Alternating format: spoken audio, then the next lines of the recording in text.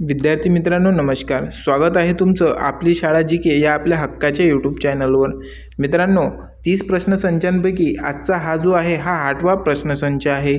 यामध्ये आपण संभाव्य MPSC पॅटर्ननुसार प्रश्न घेतलेले आहे. त्यामुळे कोणत्याही प्रकारचा वेळ न घालवता आजचा सविस्तर पूर्ण व्हिडिओ बघूया मित्रांनो प्रश्न क्रमांक पहिला आहे, महाराष्ट्रातील कोणत्या जिल्ह्याला ज्वारीचे कोठार असे म्हटले जाते?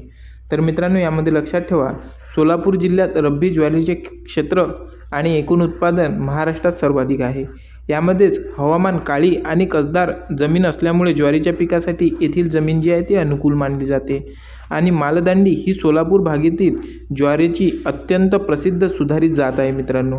तर या प्रश्नाचे अचूक उत्तर होईल मित्रांनो ऑप्शन क्रमांक ब सोलापूर. ऑप्शन क्रमांक ब सोलापूर जिल्ह्याला ज्वारीचे कोठार असे म्हटले जाते. मित्रांनो आजच्या क्लासमध्ये आपण मुद्दामून पॉईंटची संख्या वाढवलेली आहे, जेणेकरून तुम्हाला एक प्रश्न आणि त्याचे उपप्रश्न यामध्ये कुठल्याही प्रकारचा त्रास परीक्षेमध्ये होणार नाही. 30 प्रश्नसंचांची जी सिरीज आपण सुरू केलेली आहे मित्रांनो, ती तुमच्या मित्रापर्यंत देखील पोहोचवा. पुढचा प्रश्न आहे प्रश्न क्रमांक दुसरा, दख्खनच्या पठाराचा बहुतांश भाग कोणत्या खडकापासून बनलेला आहे? तर यामध्ये लक्षात ठेवा मित्रांनो की महाराष्ट्राचे जे पठार आहे, दख्खनचे पठार, हे प्रामुख्याने बेसॉल्ट या अग्निजन्य खडकापासून बनलेले आहे. तर लाखो वर्षापूर्वी झालेल्या ज्वालामुखीच्या भेगीय उद्रेकातून हा लाव्हा रस सर्वत्र पसरला. तर या खडकाच्या विदारीकरणातून सुपीक काळी रेगूर जमीन तयार झाली आहे. मित्रांनो दख्खनचा पठार म्हणजे महाराष्ट्र जो पठार आहे हा बेसॉल्ट खडकापासून बनलेला आहे आणि यामुळेच इथे काळी कसदार रेगूर मृदा आढळते. त्यामध्ये हा खडक अतिशय कठीण असून महाराष्ट्रातील बहुतांश गडकिल्ले याच खडकावर उभारलेले आहे. आणि मित्रांनो ही जी काळी कसदार रेगूर मृदा आहे यामुळे कापसाचे उत्पादन जास्त करून आपल्या इथे घेतले जाते. तर या प्रश्नाचे अचूक उत्तर होईल मित्रांनो ऑप्शन क्रमांक ब बेसॉल्ट खडक. बेसॉल्ट खडकापासून महाराष्ट्राचे पठार बनलेले आहे. प्रश्न क्रमांक दुसरा आहे, आझाद हिंद सेनेची झाशीची राणी महिला पथक कोणत्या नेतृत्वाखाली स्थापन झाले? तर मित्रांनो लक्षात ठेवा, नेताजी सुभाष बोस यांनी 1943मध्ये आझाद हिंद सेनेत या पहिल्या महिला पथकाची स्थापना केली. नंतर कॅप्टन लक्ष्मी यांच्या लग्नानंतर लक्ष्मी सहगल या नावाने ओळखले गेले. त्यानंतर 1857च्या क्रांतीतील झाशीची राणी लक्ष्मीबाई यांच्या शौर्यावरून या पथकाचे नाव ठेवले गेले. नंतर त्यांनी या लष्करी महिला विंगचे नेतृत्व केले. तर या प्रश्नाचे अचूक उत्तर होईल मित्रांनो पर्याय क्रमांक ए कॅप्टन लक्ष्मी स्वामीनाथन. कॅप्टन लक्ष्मी स्वामीनाथन. मित्रांनो प्रश्नाची काठिण्य पातळी बघून घाबरून जाऊ नका. मित्रांनो यावर सराव करा, जेणेकरून तुमचे पेपरमध्ये आलेल्या प्रश्न तुम्हाला कुठल्याही प्रकारचा त्रास होणार नाही मित्रांनो. प्रश्न क्रमांक चौथा आहे, भारतीय राज्यघटनेतील कलम 32ला डॉक्टर बाबासाहेब आंबेडकरांनी काय म्हटले? मित्रांनो हा प्रश्न खूप वेळा परीक्षेमध्ये विचारला जातो, त्यामुळे हा IMP नोट करून ठेवा. तर लक्षात ठेवा, कलम 32 हे भारतीय नागरिकांना घटनात्मक उपाययोजनेचा हक्क प्रदान करते. त्यानंतर नागरिकांच्या मूलभूत हक्कांचे उल्लंघन झाल्यास थेट सर्वोच्च न्यायालयात दाद मागता येते.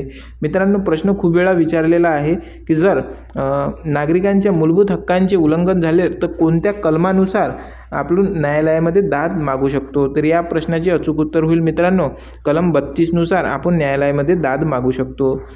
डॉक्टर बाबासाहेब आंबेडकर यांनी महत्त्व अधोरेखित करण्यासाठी याला घटनेचा आत्मा आणि हृदय असे म्हटलेले आहे. त्यानंतर या कलमांतर्गत सर्वोच्च न्यायालय मूलभूत हक्कांचे रक्षणार्थ 5 प्रकारचे प्रदालेख जारी करू शकतात. तर या प्रश्नाचे अचूक उत्तर होईल मित्रांनो पर्याय क्रमांक ब घटनेचा आत्मा आणि हृदय. घटनेचा आत्मा म्हटलेला आहे कलम 32ला. हा पॉईंट खूप महत्त्वाचा आहे मित्रांनो.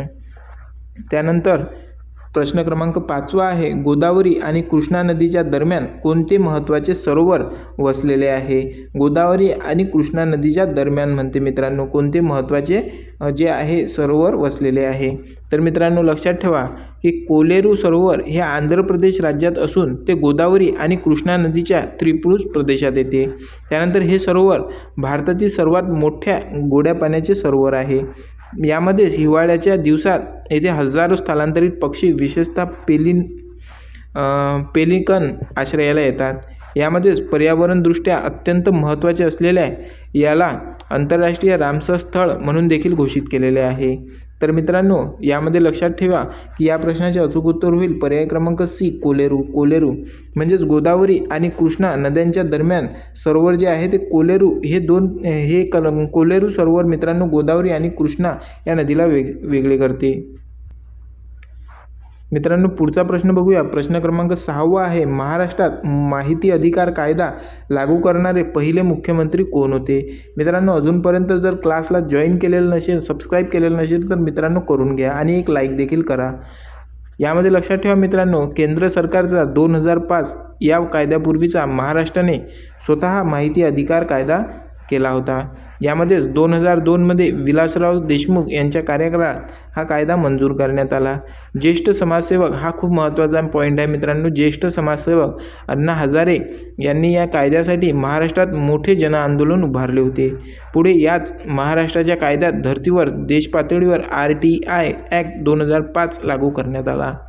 मित्रांनो माहितीचा अधिकार कायदा 2005मध्ये लागू करण्यात आला. हा देखील पॉईंट लक्षात ठेवा. हा कोणी केला तर आपले अण्णा हजारे यांच्या प्रयत्नाने झाला मित्रांनो. तर या प्रश्नाचे अचूक उत्तर होईल पर्याय क्रमांक ब विलासराव देशमुख. विलासराव देशमुख यांच्या काळामध्ये RTI ॲक्ट लागू करण्यात आला माहितीचा अधिकार. प्रश्न क्रमांक 7 आहे मित्रांनो 1930मधील प्रसिद्ध चितगाव शस्त्रागार हल्ल्याचे मुख्य सूत्रधार कोण होते? तर यामध्ये लक्षात ठेवा की 18 एप्रिल 1930 रोजी बंगालमध्ये चितगाव येथील ब्रिटिश शस्त्रागारावर यशस्वी हल्ला झाला. यामध्येच क्रांतिकारक त्यांना आदराने मास्तरदादा म्हणून हाक मारत असत. त्यांनी इंडियन रिपब्लिकन आर्मी स्थापन करून ब्रिटिश सत्तेला थेट आवाहन केले. मित्रांनो लक्षात ठेवा इंडियन रिपब्लिकन आर्मी ही कोणाची होती तर सूर्यसेन यांची होती. तर यामध्येच या शस्त्रास्त्र लढ्यात प्रतिलित वेड्डेदार आणि कल्पना दत्त या धाडसी महिलांनी मोलाची कामगिरी बजावली. मित्रांनो महिलांमध्ये हा प्रश्न खूप वेळा विचारला जाऊ शकतो. खूप महत्त्वाचा आहे की या इंडियन रिपब्लिकन आर्मीची स्थापना झालेली आहे. यामध्ये प्रीतिलता वड्डेदार आणि कल्पना दत्त या धाडसी महत्त्वाची कामगिरी खूप महत्त्वाची आहे मित्रांनो यामध्ये. तर या प्रश्नाचे अचूक उत्तर होईल पर्याय क्रमांक ब सूर्यसेन. पर्याय क्रमांक ब सूर्यसेन. प्रश्न क्रमांक 8 आहे मित्रांनो महाराष्ट्रातील सर्वोच्च शिखर कळसुबाई हे कोणत्या जिल्ह्यात स्थित आहे? या प्रश्नाचे उत्तर आत्ताच कमेंट बॉक्समध्ये सांगा मित्रांनो. तर यामध्ये लक्षात ठेवा कळसुबाई हे महाराष्ट्रातील सर्वात उंच पर्वतीय शिखर असून त्यांची एकूण उंची 1640 मीटर आहे. तर हे शिखर अहमदनगर जिल्ह्यातील अकोले तालुक्यातील हरिश्चंद्रगड अभयारण्यात येते. यामध्येच भौगोलिकदृष्ट्या शिखर सह्याद्री पर्वत रांगेतील पश्चिम घाट उत्तर भारतात वसलेले आहे आणि या शिखराचे अगदी पायथ्याशी आणि शिखरावर कळसुबाई देवाचे अत्यंत प्रसिद्ध मंदिर आहे. तर या प्रश्नाचे अचूक उत्तर होईल पर्याय क्रमांक सी अहमदनगर. पर्याय क्रमांक सी अहमदनगर. प्रश्न क्रमांक 9 आहे पृथ्वीच्या वातावरणातील ओझोन वायूचा थर प्रामुख्याने कोणत्या थरात आढळतो? तर यामध्ये लक्षात ठेवा की ओझोन वायूचा थर O3 प्रामुख्याने पृष्ठभागापासून 15 ते 35 किलोमीटर उंचीवर आढळतो. तर हा थर मानवी आणि नैसर्गिक जीवनासाठी अत्यंत रक्षक मानला जातो. हा थर सूर्यापासून निघणारे अत्यंत घटक अतिनील किरण UV रेज शोषून घेतो. तर यामध्येच दरवर्षी 16 सप्टेंबर हा दिवस जगभरात जागतिक ओझोन दिन म्हणून पाळला जातो. मित्रांनो जागतिक ओझोन दिन कधी पाळला जातो तर 16 सप्टेंबर. हा पॉईंट लक्षात ठेवा. यामध्ये ह्या प्रश्नाचे योग्य उत्तर होईल पर्याय क्रमांक ब स्थितांबर. पर्याय क्रमांक ब स्थितांबर. प्रश्न क्रमांक 10 आहे मित्रांनो भारताचे मँचेस्टर म्हणून खालीलपैकी कोणत्या शहराला ओळखले जाते? तर यामध्ये लक्षात ठेवा गुजरात राज्यातील अहमदाबाद शहराला भारताचे मँचेस्टर ही बहुमानाची पदवी मिळाली आहे.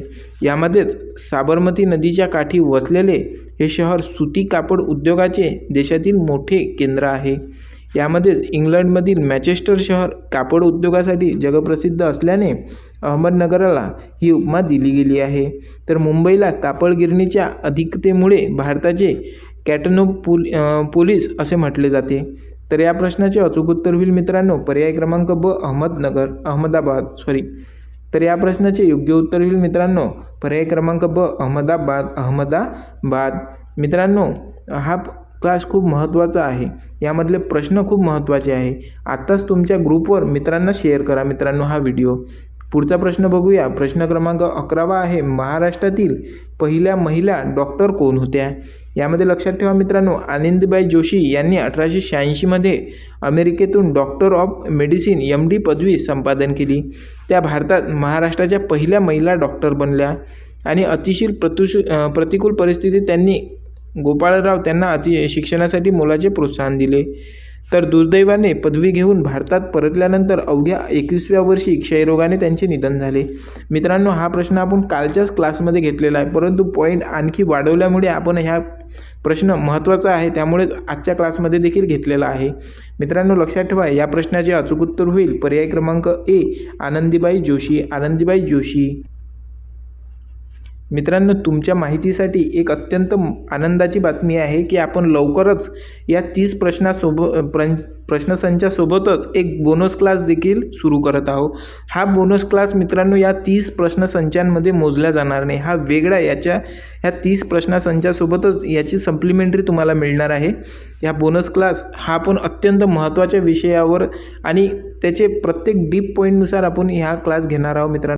त्यामुळे मित्रांनो, आजच तुम्ही या व्हिडिओला सेव्ह करून ठेवा, जेणेकरून तुम्हाला पुढची अपडेट मिस होणार नाही. तर प्रश्न क्रमांक 12 आहे, सत्यशोधक समाजाची स्थापना महात्मा ज्योतिराव फुले यांनी कुठे केली? मित्रांनो, लक्षात ठेवा, सत्यशोधक समाजाची स्थापना कोणी केली? तर महात्मा ज्योतिराव फुले यांनी केली. कधी केली हा प्रश्न आहे. तर लक्षात ठेवा मित्रांनो, महात्मा ज्योतिराव फुले यांनी 24 सप्टेंबर 1873 रोजी पुणे येथे सत्यशोधक समाजाची स्थापना केली. त्यानंतर शूद्र व अतिशूद्र समाजाला अनिष्ट सामाजिक मानसिकतेतून मुक्त करणे हा या मागचा मुख्य उद्देश होता. सर्वात महत्त्वाचा पॉईंट आहे मित्रांनो की सर्व साक्षी जगतपती त्याला नकोसी मध्यस्थी हा या सत्यशोधक समाजाचे मुख्य ब्रीदवाक्य होते. तर यामध्येच या समाजाने पुरोहितांशिवाय विवाह लावण्याची अत्यंत पुरोगामी पद्धत महाराष्ट्रात सुरू केली. या प्रश्नाचे अचूक उत्तर होईल मित्रांनो पर्याय क्रमांक A, 1873. तारीख होती मित्रांनो 24 सप्टेंबर 1873. तारीख खूप वेळा पेपरमध्ये विचारली जाते, त्यामुळे हे पाठ करून ठेवा. प्रश्न क्रमांक 13 आहे, भारतातील पहिल्या मुख्य निवडणूक आयुक्त कोण होत्या? प्रश्न महत्त्वाचा आहे. तर यामध्ये लक्षात ठेवा मित्रांनो, V.S. रामदेवी यांनी 26 नोव्हेंबर 1990 ते 11 डिसेंबर 1990 या काळात हे पद भूषवले. त्यानंतर त्या भारताच्या पहिल्या महिला मुख्य निवडणूक आयुक्त ठरल्या आणि त्या भारताच्या केंद्रीय कायदे आयोगाच्या पहिल्या महिला सचिव म्हणून देखील कार्यरत होत्या. त्यांनीच कर्नाटक आणि हिमाचल प्रदेश या राज्याचे राज्यपाल पद देखील भूषवले होते. मित्रांनो, हे पॉईंट तुम्ही तुमच्या बुकमध्ये नोट करत आहात ना? कारण की नोट जर तुम्ही बुकमध्ये करत नसाल तर परीक्षेच्या वेळेस मित्रांनो तुम्ही हा क्लास पूर्ण बघू शकणार नाही. तुम्ही आज जे नोट करून ठेवलेले आहेत तेच तुमच्या परीक्षेच्या दृष्टीने आणि परीक्षेच्या वेळेस कामात पडेल. त्यामुळे तुम्ही ह्या क्लासमधला प्रत्येक पॉईंट नोट करून ठेवा मित्रांनो. आणि विश्वास ठेवा, आपण हा क्लास जो आहे तो परीक्षेच्या दृष्टिकोनातूनच बनवत आहोत. त्यामुळे तुम्ही निश्चिंत होऊन नोट्स काढा मित्रांनो. पुढचा प्रश्न बघूया आपण. तर या प्रश्नाचे अचूक उत्तर होईल मित्रांनो पर्याय क्रमांक B, V.S. रामादेवी. पुढचा प्रश्न बघूया. प्रश्न क्रमांक 14 आहे मित्रांनो, चेरापुंजी व मावसीनराव हे सर्वाधिक पावसाचे ठिकाण कोणत्या डोंगरात आहेत? तर लक्षात ठेवा मित्रांनो, मौसिनराम हे भारतातील व जगातील सर्वाधिक पाऊस पडणारे अत्यंत प्रसिद्ध ठिकाण आहे. यामध्येच हे ठिकाण पूर्व भारतीय मेघालय राज्यातील खासी डोंगर रांगात येते. या टेकड्यांमध्ये वशिष्ठ नारळासारख्याच आकारामुळे मान्सूनचे वारे येथे अडकून मुसळधार पाऊस पडतो. यामध्ये पूर्वी चेरापुंजी हे पहिल्या क्रमांकाचे होते, आता मौसिनराम येथे सर्वाधिक नोंद आहे. तर या प्रश्नाचे अचूक उत्तर होईल मित्रांनो पर्याय क्रमांक B, खासी टेकड्या. प्रश्न क्रमांक 15 आहे मित्रांनो, महाराष्ट्रातील लोणार सरोवर हे कोणत्या जिल्ह्यात आहे? मित्रांनो, मागच्या क्लासमध्ये देखील हा प्रश्न घेतलेला आहे, परंतु यामध्ये पॉईंट आपण ॲड केलेले आहे, त्यामुळे हा क्लास अजून या क्लासमध्ये देखील हा प्रश्न घेतलेला आहे. तर लक्षात ठेवा, लोणार हे अत्यंत दुर्मिळ असे उल्कापातामुळेच तयार झालेले सरोवर आहे. येथील पाणी अतिशय खारे अल्कधर्मी आहे. या सरोवराचा समावेश आंतरराष्ट्रीय स्तरावर रामसर स्थळ म्हणून करण्यात आलेला आहे. मित्रांनो, हा पॉईंट लक्षात ठेवा की रामसर स्थळचा देखील दर्जा या लोणार सरोवराला मिळालेला आहे. त्यानंतर काही काळापूर्वी या सरोवरातील पाण्याचा रंग गुलाबी झाल्यामुळे हे जागतिक चर्चेत आले होते. तर या प्रश्नाचे अचूक उत्तर होईल मित्रांनो पर्याय क्रमांक C, बुलढाणा जिल्ह्यामध्ये लोणार सरोवर येते. प्रश्न क्रमांक 16 आहे मित्रांनो, भारतातील कोणत्या राज्यात बक्सा वाघ अभयारण्य स्थित आहे? मित्रांनो, प्रश्न खूप महत्त्वाचा आहे की बक्सा वाघ अभयारण्य कुठे स्थित आहे. अभयारण्यावर नेहमी प्रश्न विचारले जाते. आपण लवकरच एक अभयारण्यावर मोठा व्हिडिओ अपलोड करणार आहोत मित्रांनो. त्यामध्ये आपण सर्व महाराष्ट्रातील अभयारण्य घेणार आहोत, जेणेकरून तुमच्या परीक्षेच्या दृष्टिकोनातून तो व्हिडिओ असणार आहे. तर मित्रांनो, यामध्ये लक्षात ठेवा, बक्सा राष्ट्रीय उद्यान व्याघ्र प्रकल्प हा महाराष्ट्र बंगाल राज्याचा उत्तरेकडील भागात आहे. यामध्येच त्यांची भौगोलिक सीमा भूटान देशांच्या आंतरराष्ट्रीय सीमेला लागून आहे. तर 1983मध्ये याला भारतातील 15वा व्याघ्र प्रकल्प म्हणून घोषित करण्यात आले. 15वा व्याघ्र प्रकल्प भारतातील घोषित केला मित्रांनो 1983मध्ये. यानंतर हा भाग अत्यंत घनदाट जंगलाचा आणि दुर्मिळ औषधी वनस्पतींनी समृद्ध मानला जातो. तर या प्रश्नाचे अचूक उत्तर होईल मित्रांनो पर्याय क्रमांक ब, पश्चिम बंगाल. पश्चिम बंगाल. प्रश्न क्रमांक 17 बघूया मित्रांनो. लोकसभेचे पहिले सभापती खालीलपैकी कोण होते? तर मित्रांनो, लक्षात ठेवा, याचे पर्याय आहे सुमित्रा महाजन, गणेश वासुदेव मावळणकर, हुकुमसिंग की नीलम संजीव रेड्डी. तर यामध्ये लक्षात ठेवा मित्रांनो की भारत स्वतंत्र झाल्यानंतर म्हणजेच 1952मध्ये पहिल्या लोकसभेची स्थापना करण्यात आली. पहिली लोकसभेची स्थापना कधी झाली मित्रांनो? तर 1952मध्ये झाली. त्यानंतर गणेश वासुदेव मावळणकर, दादासाहेब मावळणकर यांनाच दादासाहेब मावळणकर म्हणतात, हे पहिले सभापती बनले. त्यांचा जो कार्यकाळ होता मित्रांनो तो खूप महत्त्वाचा. 1952 ते 1956पर्यंत त्यांचा कार्यकाळ होता. त्यांना लोकसभेचे जनक असे देखील संबोधले जाते. तर ते मूळचे महाराष्ट्रातील असून भारतीय संविधानाच्या निर्मिती प्रक्रियेत देखील सक्रिय होते. तर मित्रांनो, या प्रश्नाचे योग्य उत्तर होईल पर्याय क्रमांक ब, गणेश वासुदेव मावळणकर. पर्याय क्रमांक ब, गणेश वासुदेव मावळणकर. प्रश्न क्रमांक 18 येतो मित्रांनो. महाराष्ट्रातील कोणत्या नदीला दक्षिण गंगा असे देखील संबोधले जाते? तर मित्रांनो, लक्षात ठेवा, हा प्रश्न खूप महत्त्वाचा आहे. गोदावरी ही लांबी आणि त्यांच्या पाण्याच्या विसर्गाच्या दृष्टीने भारतातील दुसरी सर्वात मोठी नदी आहे. त्यानंतर महाराष्ट्रात तब्बल 49% भौगोलिक क्षेत्र या नदीच्या खोऱ्याने व्यापले आहे. मित्रांनो, प्रश्न खूप महत्त्वाचा आहे की 49% क्षेत्र गोदावरी नदीनं महाराष्ट्राचं व्यापलेलं आहे. तर तिचा उगम नाशिक जिल्ह्यातील त्र्यंबकेश्वर येथे सह्याद्री पर्वतात होतो. तिच्या दक्षिण भारतातील अथांग विस्तारामुळे व पवित्रतेमुळे तिला दक्षिण गंगा किंवा रुद्रगंगा असे देखील म्हटले जाते. महाराष्ट्राची रुद्रगंगा देखील गोदावरी नदीला म्हणतात आणि दक्षिण गंगा देखील गोदावरी नदीला म्हणतात. तर या प्रश्नाचे योग्य उत्तर होईल मित्रांनो पर्याय क्रमांक ब, गोदावरी नदी. पर्याय क्रमांक ब, गोदावरी नदी. मित्रांनो, हा क्लास तुमच्या मित्रांपर्यंत शेअर करत आहात ना, त्यांना पण थोडीशी जाग येऊ द्या मित्रांनो. परीक्षेच्या टाईमला अभ्यास करून काहीच फायदा होत नाही. तुम्हाला मित्रांनो शांततेच्या काळातच घाम गाळावा लागेल, जेणेकरून तुम्हाला परीक्षेच्या वेळेस जास्त त्रास होणार नाही. प्रश्न क्रमांक 19 आहे मित्रांनो. घटना समितीचे कायदेशीर सल्लागार म्हणून कोणाची नियुक्ती करण्यात आली? यामध्ये लक्षात ठेवा मित्रांनो, भारतीय संविधान तयार करण्यासाठी 1946मध्ये संविधान सभेची घटना समिती स्थापन झाली. यामध्ये B.N. राव कायदेशीर सल्लागार होते. हे समितीचे मुख्य कायदेशीर सल्लागार होते. त्यांनी जगातील प्रमुख संविधानाचा अभ्यास करून भारतीय संविधानाचा प्राथमिक मसुदा तयार केला. त्यामध्ये डॉक्टर बाबासाहेब आंबेडकर हे मसुदा समितीचे अध्यक्ष होते. तर मित्रांनो, लक्षात ठेवा, या प्रश्नाचे अचूक उत्तर होईल ऑप्शन क्रमांक सी, B.N. राव. ऑप्शन क्रमांक सी, B.N. राव. मित्रांनो, यामध्ये कन्फ्युजन करणारा पॉईंट ठरू शकते. घटना म्हटली तर B.N. राव आणि मसुदा समिती म्हटली तर B.R. आंबेडकर. मित्रांनो, लक्षात राहील ना, घटना समितीचे अध्यक्ष कोण होते? तर B.N. राव होते. आणि मसुदा समितीचे अध्यक्ष कोण होते? तर बाबासाहेब आंबेडकर होते. ठीक आहे मित्रांनो, यामध्ये पुढचा प्रश्न बघूया. प्रश्न क्रमांक 20 आहे. स्वतंत्र भारताचे पहिले भारतीय गव्हर्नर जनरल कोण होते? मित्रांनो, प्रश्न खूप महत्त्वाचा आहे. स्वतंत्र भारताचे पहिले भारतीय, मित्रांनो काय म्हणते, भारतीय गव्हर्नर जनरल कोण होते? प्रश्नाकडे लक्ष देत चला.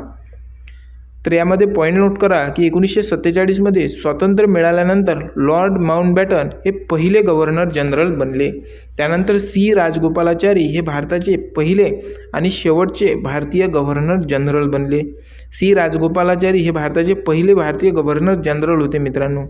त्यानंतर त्यांनी लोक आदराने राजाजी म्हणून देखील हाक मारत होते. थोर स्वातंत्र्य सेनानी देखील ते होते. कोण होते तर सी राजगोपालाचारी. हेच भारताचे पहिले आणि शेवटचे भारतीय गव्हर्नर जनरल होते.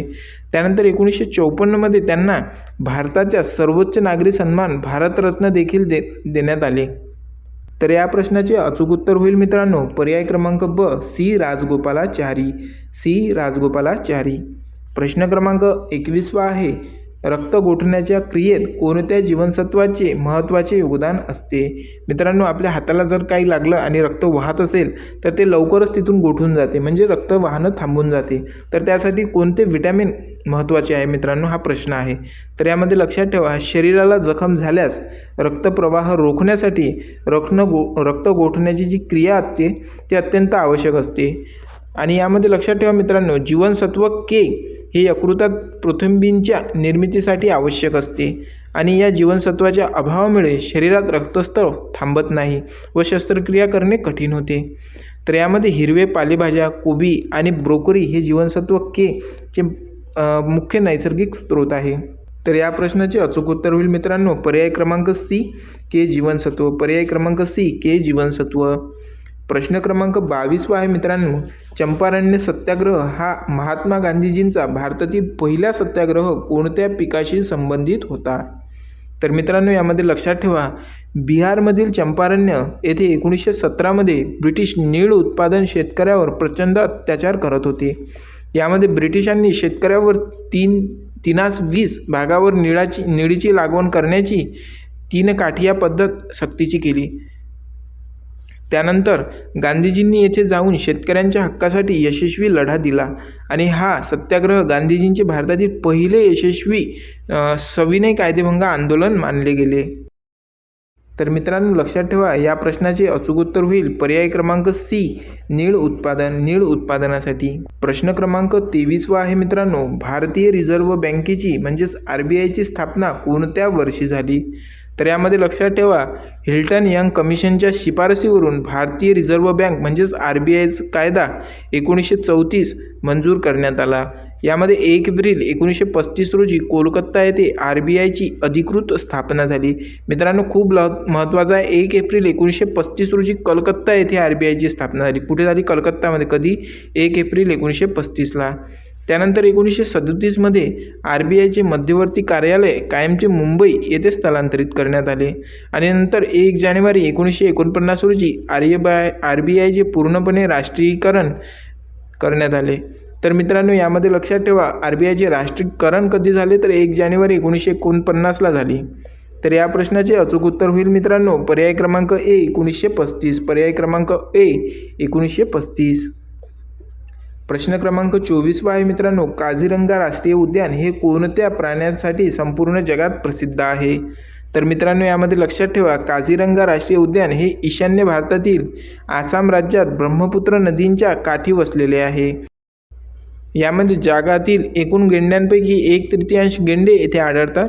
त्यानंतर 1985मध्ये युनेस्कोने या उद्यानाला जागतिक वारसा स्थळ म्हणून घोषित केले आणि येथे वाघ, हत्ती, जंगली म्हशींची देखील खूप मोठ्या लोकसंख्या पाहायला मिळते. तर या प्रश्नाचे योग्य उत्तर होईल मित्रांनो पर्याय क्रमांक ब एकशिंगी गेंडा. एकशिंगी गेंडा.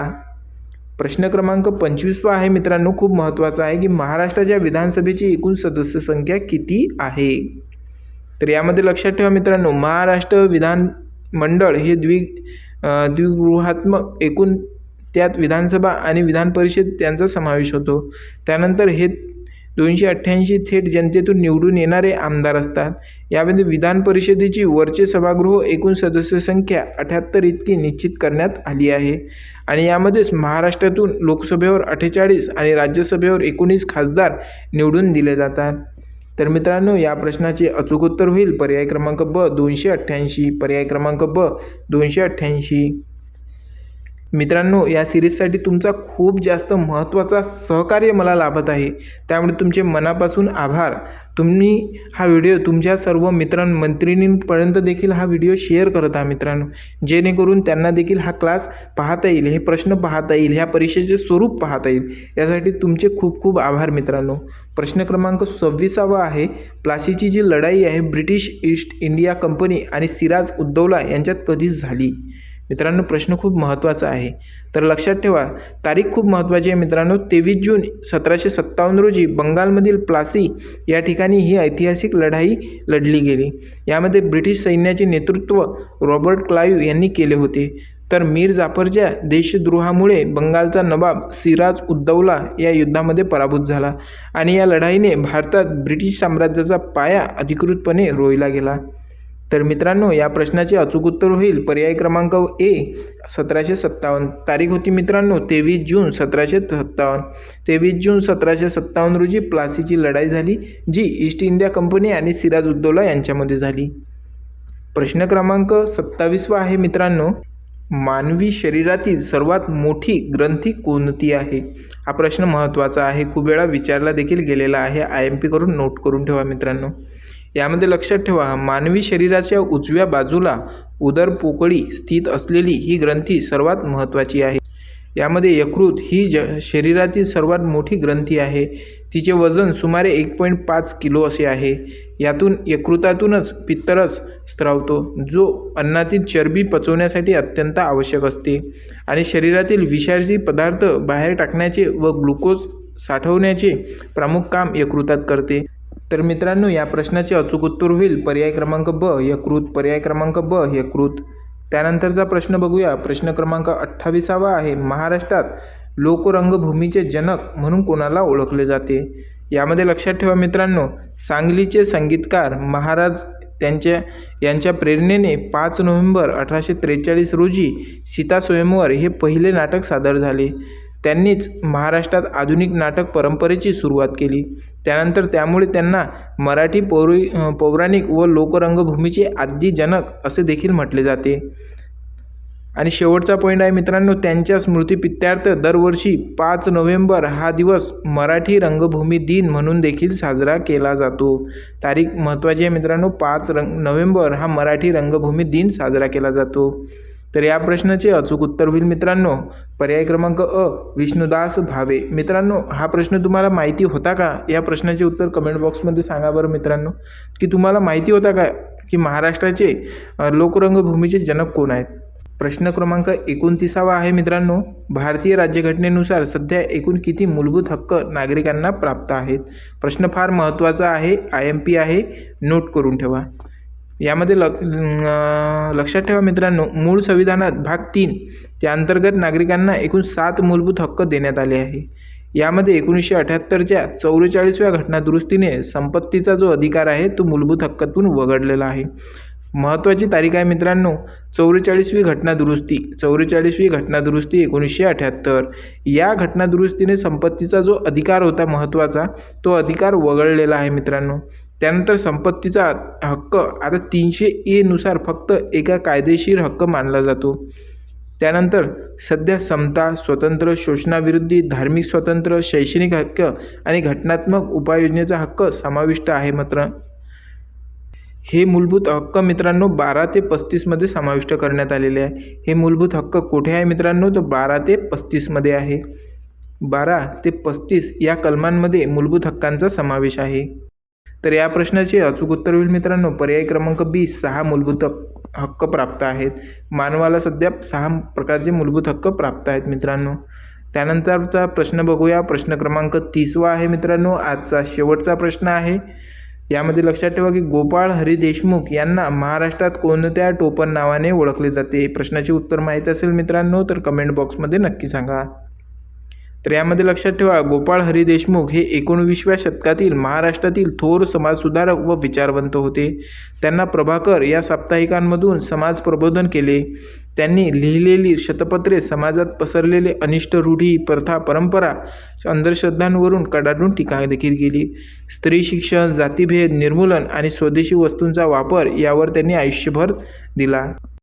तर या प्रश्नाचे अचूक उत्तर होईल मित्रांनो पर्याय क्रमांक ए लोकहितवादी. गोपाळ हरी देशमुख यांना लोकहितवादी देखील म्हटले जाते. हा प्रश्न आत्ताच अलीकडे झालेल्या मुंबई उच्च न्यायालयाच्या परीक्षेमध्ये देखील विचारलेला आहे मित्रांनो, त्यामुळे हा प्रश्न खूप महत्त्वाचा आहे, नोट करून ठेवा. मित्रांनो आजचा आपण 8वा प्रश्नसंच पूर्ण केलेला आहे. यानंतर आपले 22 प्रश्नसंच येणार आहेत. त्यामुळे 30 प्रश्नसंचांपैकी फक्त 8च प्रश्नसंच अजूनपर्यंत आपले झालेले आहे मित्रांनो. कोणत्याही प्रकारचा प्रश्नसंच तुमचा राहिलेला असेल मित्रांनो तर आत्ताच आपल्या चॅनलवर जाऊन तो आत्ताच लगेच बघून घ्या मित्रांनो.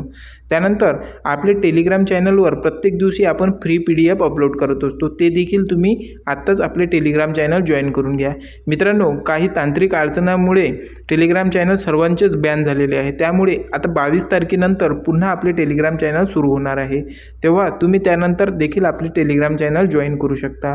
विद्यार्थी मित्रांनो तुमच्या मित्रांपर्यंत तुमच्या ग्रुपमध्ये देखील हा 8वा प्रश्नसंचांचा व्हिडिओ आत्ताच अपलोड करा, कारण की त्यांनाही या परीक्षेचं स्वरूप कसे आहे आणि या प्रश्नांची काठिण्य पातळी काय असू शकते हे समजेल मित्रांनो. त्यानंतर तुम्ही ग्रुपमध्ये अभ्यास करत असाल मित्रांनो तर या सर्व प्रश्नांचा सराव करा, रिपीट करा आणि एकमेकाला विचारा की तुम्हाला यामधले कोणते प्रश्न येत आहे मित्रांनो. काही अडचण असेल तर कमेंट बॉक्समध्ये नक्की कळवा. आपले पुढचे 22 प्रश्नसंच आणखी राहिलेले आहेत, त्यांची देखील तुम्ही तयारी करा मित्रांनो. त्यामध्ये तुम्हाला एक सांगतो की आता लवकरच आपण बोनस क्लास देखील सुरू करत आहोत. हे 30 प्रश्न तर असेच राहणार आहे मित्रांनो, त्यासोबत प्लसमध्ये तुम्हाला आणखी आपण काही व्हिडिओ अपलोड करणार आहोत, ज्यामध्ये तुम्हाला इतरत्र विषयांची देखील आपण प्रश्नसंच घेणार आहोत. ते लवकरच तुम्हाला मी दुसऱ्या व्हिडिओमध्ये सांगणार मित्रांनो की कोणत्या विषयावर आपण तुम्हाला बोनस क्लास देत आहोत, गिफ्ट देत आहोत, कारण की तुमचा खूप जास्त सहकार्य मला लाभत आहे मित्रांनो. त्याच्याच अनुषंगाने मी तुम्हाला ह्या गिफ्ट क्लास देत आहोत मित्रांनो. तर पुन्हा भेटूया पुढच्या व्हिडिओमध्ये 9व्या प्रश्नसंचामध्ये.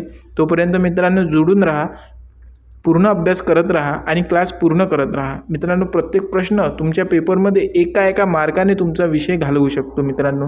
तर कोणत्याही प्रकारची काळजी करू नका, परंतु परीक्षेमध्ये कोणत्याही प्रकारची हलगर्जी केली तर तुम्हाला ते भोवल्या जाऊ शकते मित्रांनो. आणि पेपरच्या टाईमला तुम्ही कितीही अभ्यास करतो म्हटलं तरी तुम्हाला शक्य नाही आहे, त्यासाठी तुम्हाला आत्तापासूनच घाम गाळावा लागेल. त्यामुळे तुम्ही अभ्यास करत राहा मित्रांनो, अभ्यास करत राहा. तुमच्या मित्रांपर्यंत देखील हा व्हिडिओ पोहोचवत राहा. व्हिडिओ आवडला असेल तर एक लाईक नक्की करा मित्रांनो. पुढच्या व्हिडिओमध्ये नक्की भेटूया. तोपर्यंत जय हिंद, धन्यवाद.